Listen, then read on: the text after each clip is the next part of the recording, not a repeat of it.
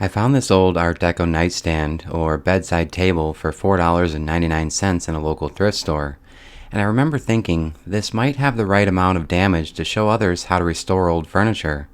Restoration doesn't require perfection, just a few simple tools and a little patience.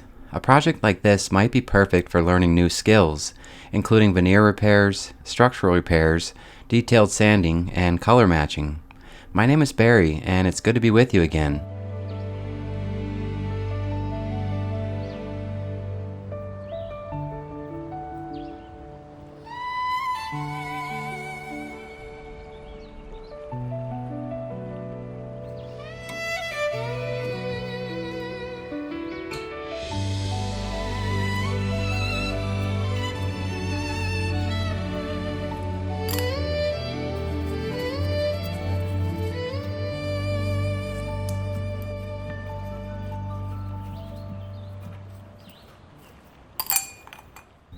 My best guess is that this streamlined waterfall-style Art Deco nightstand was manufactured sometime between the late 1920s and early 1940s. This was a time in American history when furniture makers focused on simplistic furniture designs, in part due to the focus on manufacturing other items for the war efforts overseas. While disassembling any old furniture piece, it's important to address any loose veneer immediately. This will prevent any more from falling off while moving the piece around. I'll simply use a CA glue and an activator to secure any loose pieces I find along the way.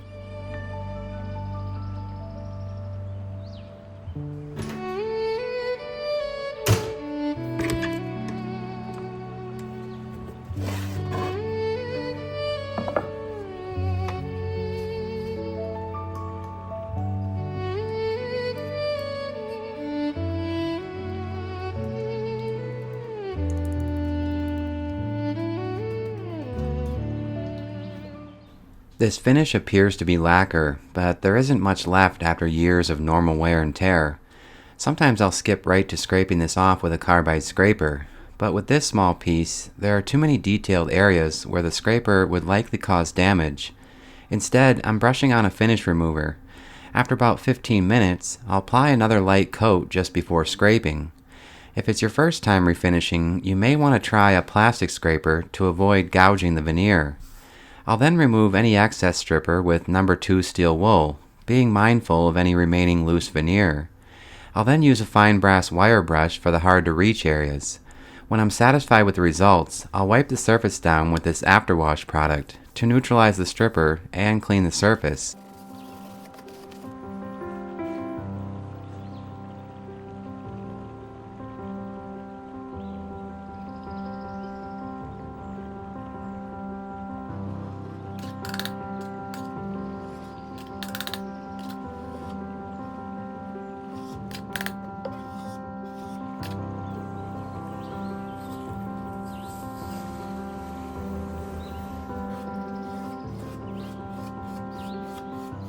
It's late April here in Wisconsin, and it's the best time of year to be working on furniture in the shop. Most days, the shop doors are open, the sun is shining, and the weather is in the mid-60s. There are signs of new life just outside the shop, and it's truly a pleasure to be doing this kind of work that I love.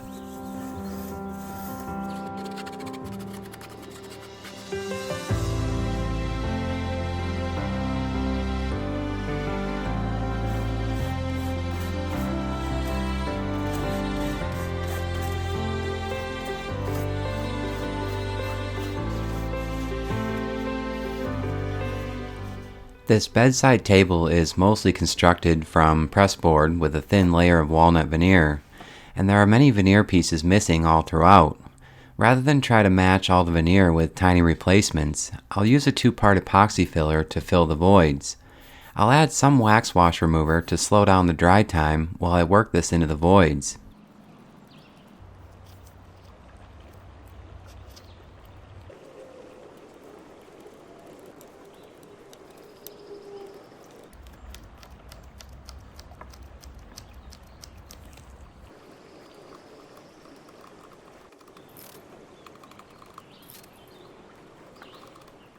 Working on an old forgotten piece of furniture like this doesn't require perfect skills.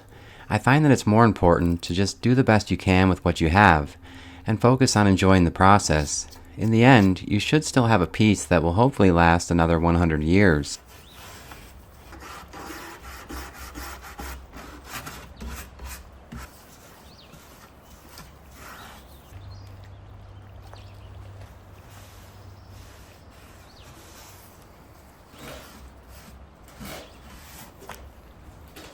This is peak season for restoring furniture here in the shop, when the weather's nice and the doors are open. I don't really have much time to be inside preparing meals, so having prepared meals from Cook Unity has been a blessing. Cook Unity delivers chef-made meals right to your door, fully cooked, fresh, never frozen, and ready in just a few minutes. These are restaurant-quality dishes created by real chefs. For most meals, I just preheat the oven, throw the meals in for 10 to 15 minutes as directed, and actually sit down to something that tastes homemade without spending a lot of time in the kitchen.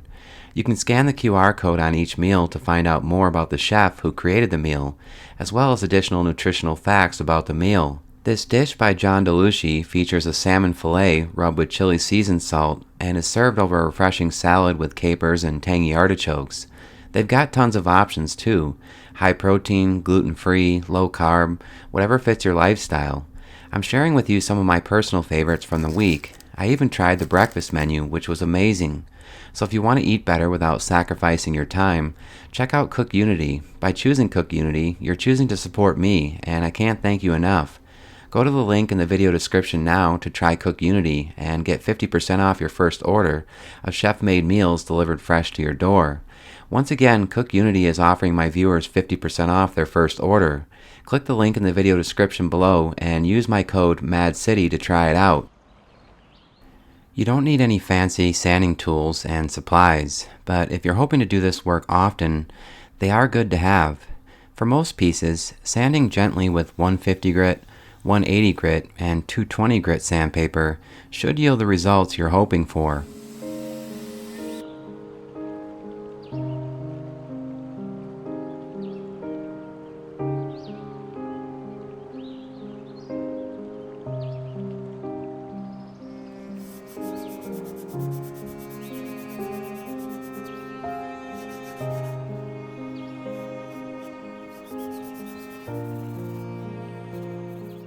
The hardware consists of just a few hinges and a bracket to secure the door.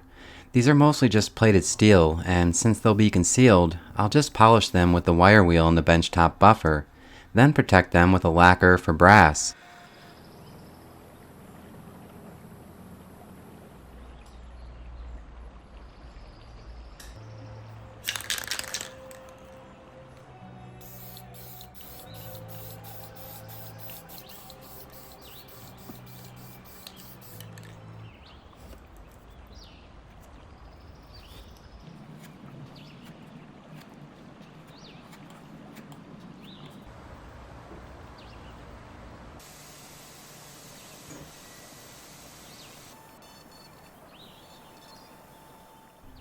Once the epoxy filler has dried, I'll continue sanding the entire table from 150 grit to 220 grit. I'll use the sponge-like sanding pads on the SurfPrep electric 3x4 sander. These pads conform to the profile, making light work of the sanding. Some areas will, however, require that I use a variety of hand sanding blocks.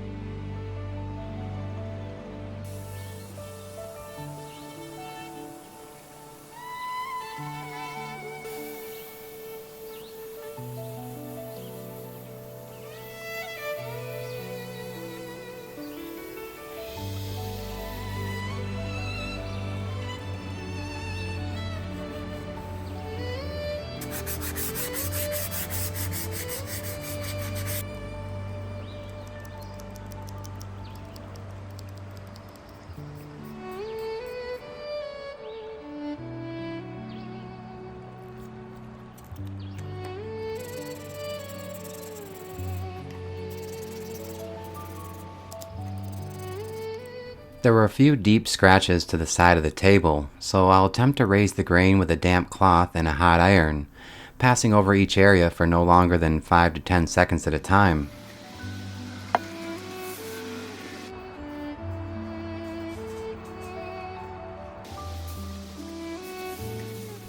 Once dry, I'll gently sand the surface with a palm sander. This method worked well this time, and I'm pleased with the results. I proceeded to stain the entire cabinet inside and out with an oil-based penetrating stain in the color light walnut. This will help add a nice base color, tying in the old with the new.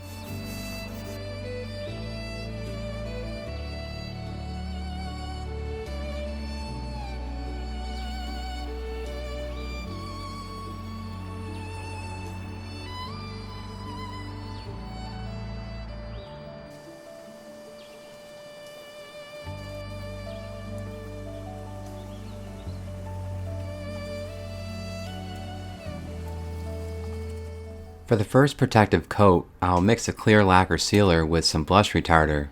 This will help slow down the dry time, allowing any trapped moisture to escape. This first coat of sealer will give me a good foundation to begin layering the color matching over the epoxy filler. If you don't have an air compressor and an HVLP sprayer, you could also use aerosol cans of sealer available at most big box stores. I'm using this HVLP sprayer with a 1.8mm tip, spraying light coats with about 45 psi through the regulator.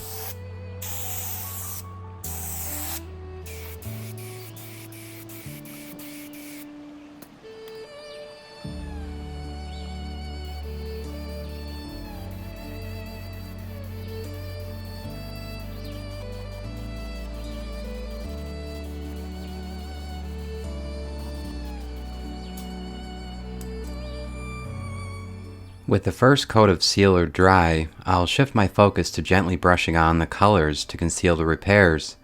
I'll mix a little lacquer sealer with these blend-all powders, starting with the lightest color first for the base coat.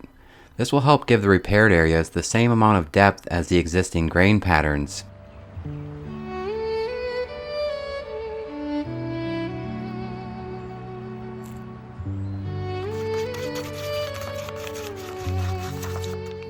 I've still not perfected this skill, but with each new project, I find that I'm slowly getting better.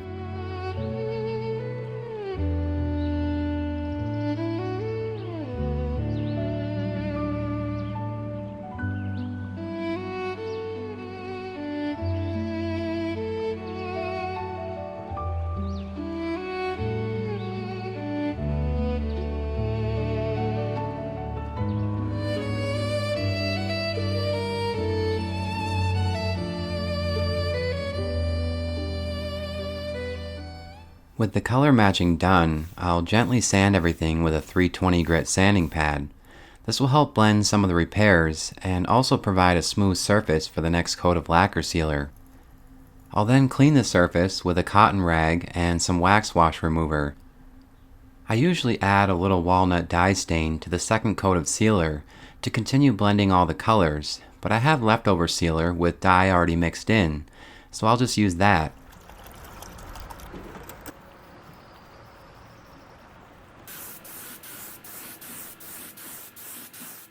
For the third and final protective coat, I usually spray on a Clear Finisher's Choice flat lacquer by Mohawk, but I'm saving what I have for a large mid-century piece. Instead, I'll use some of this pre-catalyzed lacquer. My schedule is full of a variety of vintage and antique restorations in the coming months, so I hope you'll continue to join me. Your support through the years has been a blessing, and I can't thank you enough. I'll see you again very soon. Goodbye for now.